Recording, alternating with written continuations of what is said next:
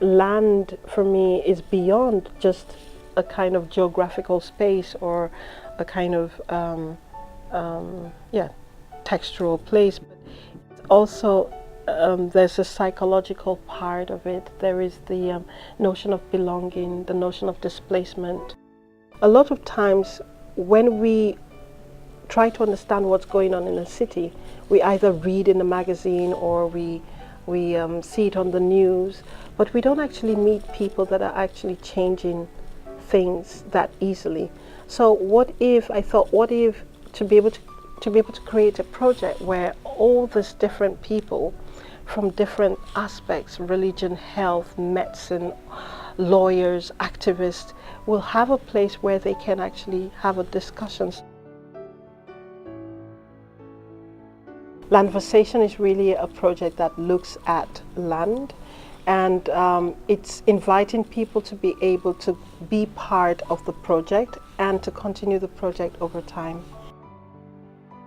For Landversation in Shanghai, I come with just a basic structure, which is the tables, the plans of the tables. But to be able to make the content, I have to meet with people here.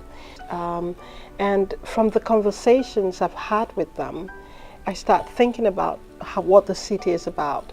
And that allows me to create the contents of the tables. So for Shanghai, there were 3 tables. One of the tables was a table with plants and looking at plants from here, edible plants, moss, different kinds of elements that you find here in Shanghai. The second table was really looking at the idea of memory, the idea of smell, texture, language, and how that is so vibrant within the Chinese culture, and especially in Shanghai, having many people coming into Shanghai. And the third table was looking at architecture and geology. I think what makes it also very different in relation to the other works or the other Landversations is that this is in public space every day, and people can just walk past and have a conversation. And what I found about that was that it's just extremely vibrant. What I found really exciting was that people really touch things.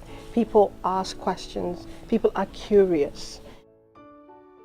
I don't really count on the idea of 100 years later, but I'm really thinking, what can we do in relation to building relationships, to assuring a better future? One cannot imagine actually what 100 years was, but we can hope that 100 years from now, we will be maybe a bit more smarter and not have a world that divides and creates groups of people, but a world that looks together, no matter where you're from, to be able to build something and to be able to sustain the lives and the kind of environment we live in.